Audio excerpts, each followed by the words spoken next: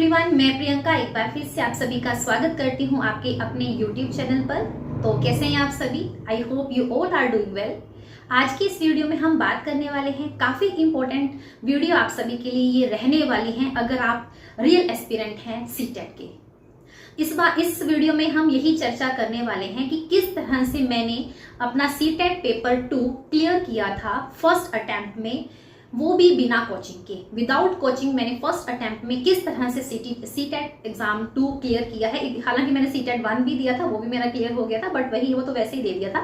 CTET 2 जो है वो किस तरह से हमें इसकी तैयारी करनी है, क्योंकि देखो ये इतना टफ एग्जाम नहीं है कि इसके लिए हम कोचिंग लेने बैठे, इतनी मतलब कोचिंग इंस्टीट्यूट में फीस दे के बैठे, फिर भी बच्चे बोले हमारा नहीं हुआ।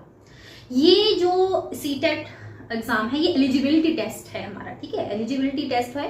तो इसको हम कैसे तैयार कर सकते हैं? जैसे मैंने खुद ने, मेरे 115 नंबर आए थे, मतलब 150 में से फर्स्ट अटेम्प्ट में सीटेट पेपर 2, जो जिसमें कि मैथ और साइंस मेरा सब्जेक्ट था। अब देखिए, कोई भी जो हमारे पास एग्जाम होता है, हमेशा की तरह आपको मैं एक ही चीज बोलती हूँ कि पहले पेपर को एनालाइज कीजिए, पहले पेपर का सिलेबस समझिए। जिस बच्चे ने सिलेबस को ढंग से समझ लिया, उसको आगे उस तरह से आगे प्रोसीड करेगा वो स्टूडेंट, तो बिना मतलब कि उसे दिक्कत हुए वो एग्जाम उसको क्लियर कर लेगा। जो कि मैंने ये मतलब की चीज अपनाई थी, मैंने भी इसी स्ट्रेटेजी से किया था।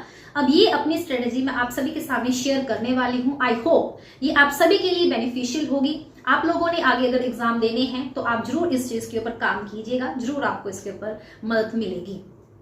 अब देखिए, सबसे पहली बात जो मैं चीज यहाँ पर बोलूंगी, साथ साथ मैं यहाँ पर हाईलाइट कर दूंगी वीडियो के ऊपर, आप इसको देख सकते हैं। हमें पता है जो पेपर है हमारा, और ये सिर्फ ना केवल मैं मेडिकल वालों की बात करूंगी, जो बाकी हमारे सब्जेक्ट्स हैं जैसे कि सोशल साइंस वगैरह, उनके लिए भी ये रहेगा।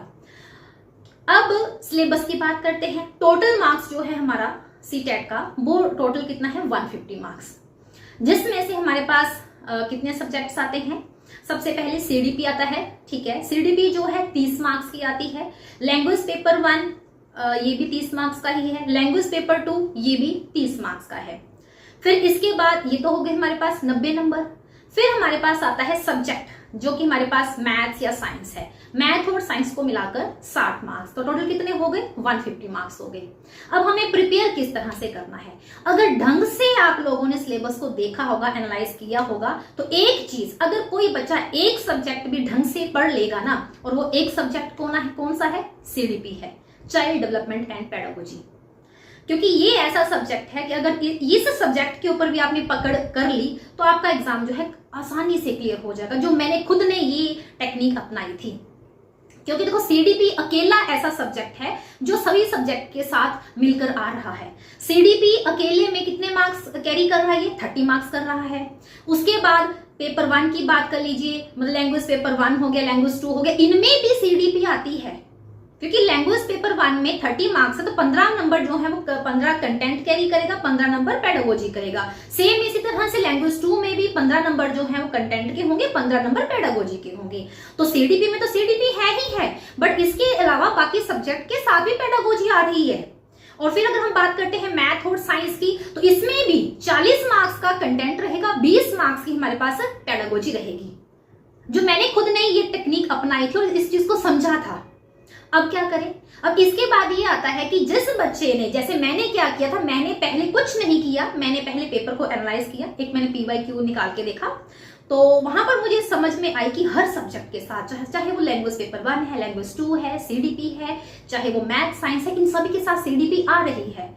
तो बस वही था, मैंने क्या किया, फिर मैंने पहले सीडीपी पकड़ी, मैंने चाइल्ड डेवलपमेंट एंड पेडागोजी को पकड़ा, उसको मैंने अच्छे से पढ़ लिया।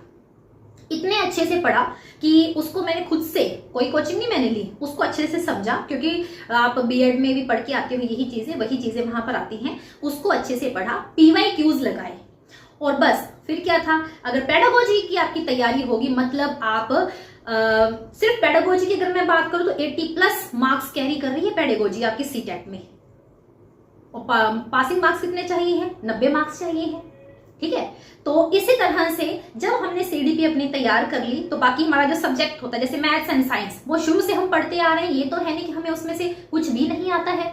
तैयारी हम उस लेवल की करेंगे, मतलब कि हम सेल्फ प्रिपरेशन जब कर रहे हैं, सेल्फ स्टडी कर रहे हैं, तो पेपर का पीछे PYQs पकड़िए, ठीक है। और लेवल क्या है, 10th तक का लेवल होता है ज्यादा से ज्यादा, मतलब पढ़ने के लिए, वो आप देख लीजिए। लैंग्वेज 1 और लैंग्वेज 2 में क्या है, वहां पर ग्रामर आती है और साथ में कंटेंट होता है, तो वो तो आप PYQ से भी कर सकते हो। तो इस तरह से मैंने खुद ने ये ऐसी तैयारी की थी कि पहले मैंने CDP को तैयार किया, जो कि हर एक सब्जेक्ट में आ रहा है। उसके बाद जो मेरा खुद का सब्जेक्ट है जैसे मैथ्स और साइंस, उसको मैंने पकड़ा, और बाद में CDP तो चलो ऑलरेडी हो ही गई थी, और जो लैंग्वेज पेपर 1 और लैंग्वेज 2 है उसको मैंने इसी तरह से किया। तो आई होप ये जो मेरी खुद की स्ट्रेटेजी है आप सभी के लिए बेनिफिशियल हो, आप भी इसी तरह से अपनी तैयारी को कर सकते हो। कभी भी, ये सिर्फ CTET की ही बात नहीं कर रहे हैं हम, कभी भी अगर हम कोई भी एग्जाम देते हैं, पहले उसका सिलेबस हमें समझना है। सिलेबस को अगर हम समझेंगे तो ऑटोमेटिकली हमें चीजें जो है खुद से हम उसको समझ सकते हैं, हमें बिना बात की किसी की हेल्प लेने की जरूरत नहीं है, किसी भी बड़े बड़े कोचिंग सेंटर में पैसा बर्बाद करने की जरूरत नहीं है। क्योंकि देखो CTET पेपर है, ये एलिजिबिलिटी टेस्ट है, इसमें कोई हार्ड एंड फास्ट रूल नहीं हमसे पूछा जाता जो हम नहीं कर सकते हैं। मैंने खुद ने मतलब कि बीएड करते करते, बीएड के बाद भी नहीं, बीएड 4th सेमेस्टर में मैंने एग्जाम दिया था, और फर्स्ट अटेम्प्ट में मेरे इतने मार्क्स अगर आ सकते हैं तो आप लोगों के क्यों नहीं आ सकते, ठीक है। सो आई होप ये वीडियो आप सभी के लिए हेल्पफुल हो। हमारे चैनल के ऊपर नए हैं तो चैनल को जरूर सब्सक्राइब कर सकते हैं। Thank you so much.